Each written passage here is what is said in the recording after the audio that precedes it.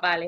Bueno, pues primero buenas tardes a todos y a todas. Yo creo que hoy la discusión que vamos a tener sobre el racismo es una discusión bastante relevante en el contexto actual. Estamos ante, en estas últimas semanas, las primeras grandes movilizaciones masivas desde la llegada del COVID, que ha tenido como consecuencia, ¿no?, que separaran un poco las movilizaciones. Debido, ¿no?, a las medidas de distanciamiento, de confinamiento, de limitaciones de la movilidad, ¿no? Y este hecho concreto, ¿no?, que fue el asesinato de George Floyd a manos de la policía, pues ha desencadenado una lucha muy potente, ¿no?, contra la violencia policial y contra el racismo. Un hecho concreto, ¿no?, que pone sobre la mesa pues años y años de opresión racial en Estados Unidos, ¿no?, y que se ha propagado no solamente en todos los estados de Estados Unidos, sino que se ha trasladado también a otros países de Europa y América, ¿no? Y como digo, pues ha puesto sobre la mesa la cuestión del racismo, ¿no? Y creo que es importante que discutamos qué es, cómo se origina, cómo debemos de abordarlo la clase trabajadora y por qué es importante que el conjunto de la clase trabajadora luche contra el racismo, ¿no?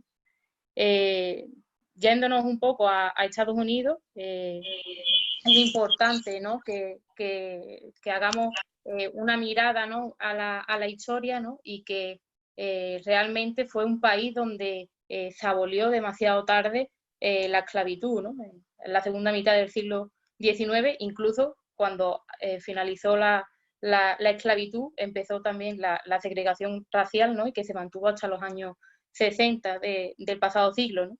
Y es algo que no puede entenderse si no miramos hacia atrás y entendemos que es que la construcción, ¿no?, de Estados Unidos y el desarrollo de su economía se basó realmente en la utilización de la mano de obra esclava de millones de personas, ¿no?, que eran considerados como una mercancía más con la que comercializar, ¿no? Y para justificar, ¿no?, esta esclavitud, esta dominación, ¿no?, pues sí que la burguesía se vio obligada a tener como una cobertura ideológica que tomó de los colonizadores españoles cuando llegaron a América, ¿no?, y decían, ¿no?, que iban a civilizar, ¿no?, al pueblo que estaba sentado en América, ¿no? Y es ahí a través de lo que se impone, ¿no?, esa justificación, ese pretexto eh, teórico, ¿no?, de la inferioridad de una raza con respecto a las otras, ¿no? Pero sí que tenemos que tener claro que es una justificación a una necesidad que tenía la burguesía para desarrollar su economía a costa de millones de personas, ¿no? Y que, como decía, pues cuando desaparece la esclavitud, el racismo se mantuvo, ¿no? Eh, los antiguos esclavos pasan a tener que vender su fuerza de trabajo por un salario, pero no lo hacen en las mismas condiciones que el resto. Se imponen unas leyes de segregación que ponen en una que los tienen una diferencia, ¿no?, con el resto de la clase trabajadora, no pueden acceder a las mismas condiciones de trabajo que el resto, acceden a los peores puestos de trabajo, se implantan realmente, se mantiene, ¿no?, esa diferencia entre los trabajadores, ¿no? Y también con la esclavitud, ¿no?, y con las leyes de segregación también podemos ver el origen, ¿no?, de la policía, que comenzó siendo una patrulla cuya tarea era perseguir y capturar a los esclavos que se escapaban, ¿no? Y que con la abolición de la esclavitud y la aparición de las leyes de segregación raciales fue la policía también la encargada de hacer cumplir esas leyes, ¿no? Por lo tanto, vemos ahí el origen de la violencia policial, ¿no? Y cuando el movimiento por los derechos civiles, que tenía como objetivo eliminar las leyes de segregación, da un paso adelante, es la policía la mayor cómplice de la resistencia que hubo a ese movimiento, ¿no? Entonces, es importante, ¿no?, que conozcamos estos hechos para saber por qué a día de hoy sigue siendo la comunidad afroamericana quien tiene las peores condiciones de trabajo, que están condenados a la pobreza, que viven en guetos asediados por la policía, ¿no? Y también entender por qué la violencia policial, ¿no? Por qué ese racismo dentro de la policía, ¿no? Pero es cierto que este racismo no es algo que solamente se diera en Estados Unidos, ¿no? En el siglo XIX, con el desarrollo de la industria y de la economía en Europa, se llega a un tope, ¿no? Empiezan a colapsar las economías nacionales y la burguesía se ve en la necesidad de ampliar el mercado para obtener nuevas materias primas, para tener mano de obra más barata, y va hacia África y hacia Asia, ¿no? También tomando, ¿no?, mano de obra esclava y semiesclava para implantar su dominio en estos continentes, y que aunque estos países se llegan a independizar políticamente la mitad del siglo XX, la burguesía continúa con el control de la economía y, por tanto, un control sobre el poder político, ¿no? Y durante años y años, pues la burguesía ha estado expoliando y explotando en el continente africano, en América Latina y en Asia, y ha provocado la miseria de millones de personas simplemente por conseguir la maximización del beneficio y la acumulación de capital, ¿no? Y es cuando estas personas pues deciden dejar su país de origen y emigrar a otros países para tener unas mejores condiciones de vida, para tener unas condiciones mejores, cuando se encuentran con restricciones legales que en muchos casos, ¿no?, les impide tener los derechos políticos y sindicales que puede tener cualquier trabajador, ¿no?, del país de destino al que van, ¿no? Los capitalistas pues aprovechan también esta situación para ofrecer condiciones de trabajo paupérrimas a estos trabajadores, y mantienen también a la clase obrera del país dividida por las migajas que puede ofrecer el sistema capitalista. En el Estado español, pues, podemos ver, ¿no?, bastantes ejemplos, ¿no?, de cómo estos trabajadores se ven obligados a aceptar condiciones de trabajo lamentables, ¿no? No tienen nada, no tienen vivienda, no tienen derecho a sanidad, no tienen derecho a educación, y se encuentran con que se ven obligados, ¿no?, a aceptar lo que les ofrezcan, ¿no? Y sin ningún tipo bueno, no llegan a tener ningún tipo de contrato y por lo tanto no tienen ningún derecho sindical ni de otro tipo, ¿no?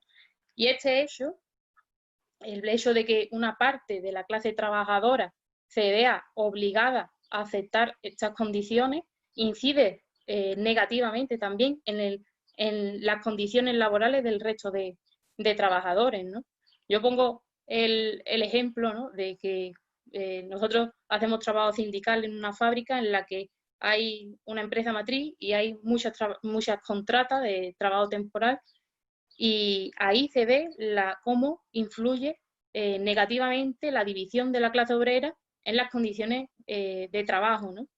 El hecho de que haya en un mismo centro de trabajo, ¿no?, trabajadores con diferentes salarios, ¿no?, a veces con diferencia de 300, 400 euros entre unos y otros, impide o dificulta la organización entre los trabajadores, ¿no? Unos trabajadores que, los que pertenecen a la empresa matriz, ¿no?, se piensan, ¿no?, tienen la idea de que son unos privilegiados con respecto a los otros, ¿no? Y los otros, al tener esas peores condiciones laborales, pues les impide también, o les limita, o les dificulta organizarse, ¿no? Y es simplemente cada vez que se divide a la clase trabajadora, pues se perjudica a la clase obrera en su conjunto, ¿no? Por lo tanto, la solución, a pesar, ¿no?, de lo que diga la burguesía, no es ir contra la regularización, no es rechazar no es poner restricciones a la llegada de inmigrantes, sino pedir, exigir, ¿no?, que tanto trabajadores de migrantes como no inmigrantes tengamos los mismos derechos, ¿no? Y es necesario para ello organizarnos juntos para conseguir que los trabajadores extranjeros tengan las mismas condiciones que nosotros. Tenemos que acercarnos a ellos, unirnos a ellos y darle toda la confianza para unir las luchas, ¿no? Y con respecto a esto, yo creo que es bastante importante, ¿no?, el tema de la regularización. Ahora mismo creo que tiene mucha relación, ¿no?, el movimiento que ha habido en Estados Unidos y cómo eso se ha trasladado aquí en Andalucía con las movilizaciones por la regularización. Creo que la clase trabajadora tenemos que involucrarnos activamente en esa lucha y no desde un punto de vista moral, porque es evidente que hay una cuestión de derechos humanos que se están incumpliendo, que están sometidos a condiciones de trabajo lamentables, que en muchas ocasiones viven en situaciones inhumanas, ¿no?, en chabolas, pero es que además la lucha por la regularización de estos trabajadores inmigrantes es vital para el conjunto de los trabajadores y las trabajadoras, ¿no? Los trabajadores, es decir, mientras que la burguesía tenga trabajadores en diferentes escalas, siempre va a poder enfrentarnos, ¿no?, entre nosotros, siempre se va a poder dar más espacio a esas ideas reaccionarias, ¿no?, de que los inmigrantes quitan trabajo, los inmigrantes son los culpables. Yo creo que precisamente para combatir esta situación, ¿no?, de que haya diferentes escalas de trabajadores, es importante que todos tengamos las mismas condiciones de trabajo y los mismos derechos a todos los niveles, ¿no? Y sí que he hecho en falta, ¿no?, que las organizaciones obreras no se estén dirigiendo en este momento a los trabajadores inmigrantes, ¿no? Yo creo que ahora mismo no tienen una organización de referencia, ¿no?, a la que se puedan dirigir si quieren organizarse por sus derechos. Una organización, me refiero a comisiones, UGT, una organización grande, ¿no?, que los incluya dentro del conjunto de trabajadores que están organizados, ¿no?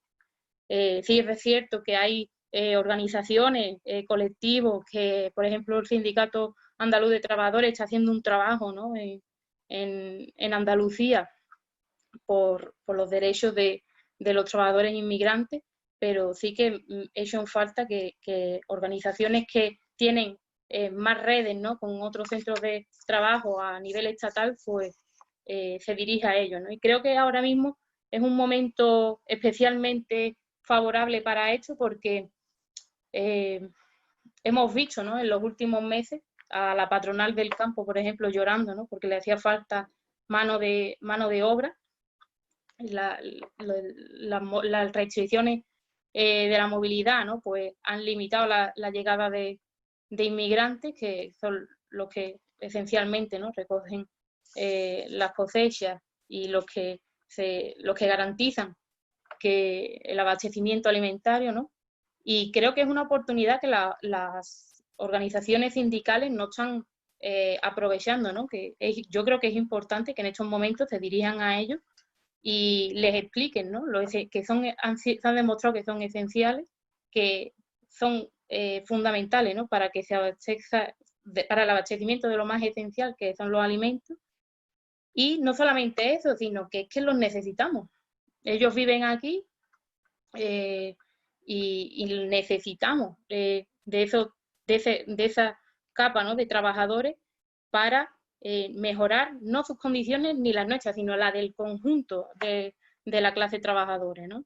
Y realmente, pues si no hay una organización que se dirija a ello, pues es muy complicado hacerles ver ese potencial que tienen y la necesidad, ¿no?, de la lucha unida por los derechos laborales, ¿no?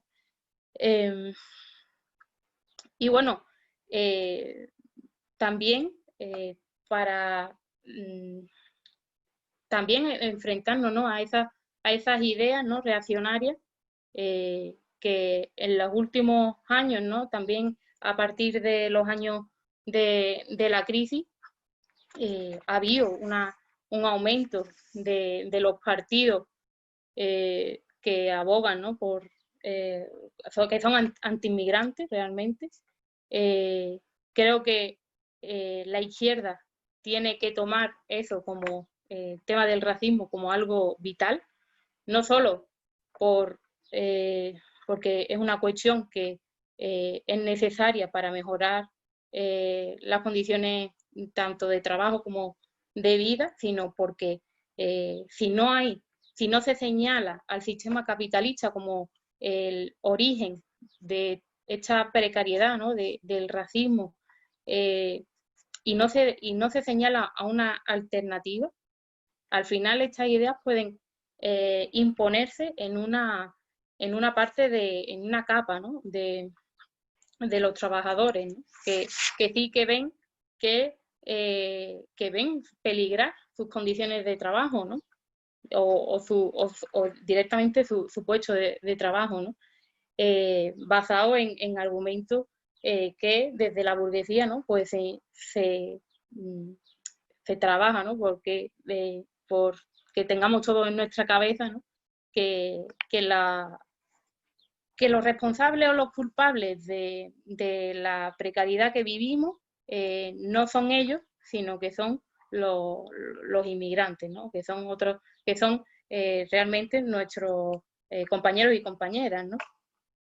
Y por tanto yo creo que no solo hay que organizarnos y luchar juntos, ¿no?, por la regularización, también hay que luchar, ¿no?, por la colectivización de las tierras, por ejemplo en Andalucía con este tema, con la situación que hay en el campo con los inmigrantes, ¿no? Creo que es necesario hacerles ver, ¿no?, que tanto los culpables, ¿no?, de la situación que tienen son los propietarios de las tierras donde las trabajan, y que mientras no se les aparte de la propiedad de esta tierra, no van a tener las condiciones que tenemos todos y todas, ¿no?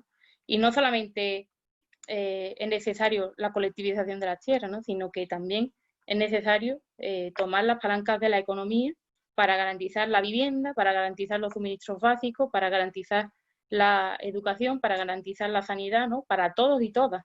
Y porque realmente sí que existe dinero y sí que sobran recursos para garantizar estos derechos, para garantizar unas condiciones de vida dignas, pero el problema es que está en manos privadas y que es necesario unir a la clase trabajadora, migrante y no inmigrante, para garantizar estos derechos, ¿no? Y también, como he dicho antes, porque estos partidos, ¿no?, que después de la crisis, pues, sobre todo a partir de la crisis, ¿no?, han llevado a cabo campañas tan potentes, ¿no?, digamos, anti-inmigración, pues que no se les deje más espacio del que ya pueden tener, ¿no?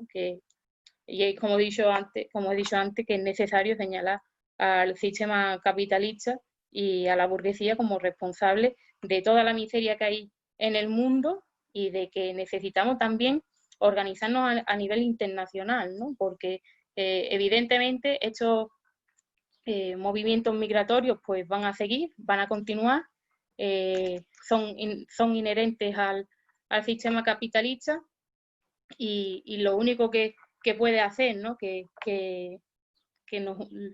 derribar este sistema es que nos unamos todos los trabajadores y trabajadoras y no miremos solamente los intereses a nivel individual, ¿no? O a nivel nacional, sino que juntos y juntas pues nos organicemos para tener una visión global, ¿no? Porque como se ha demostrado en estas movilizaciones, al final un asesinato por parte de la policía en Estados Unidos pues está muy ligada también a la situación que viven aquí los inmigrantes en Andalucía o la que pueden vivir en Reino Unido o en cualquier país del mundo, ¿no? Y que toda al final todo se reduce a que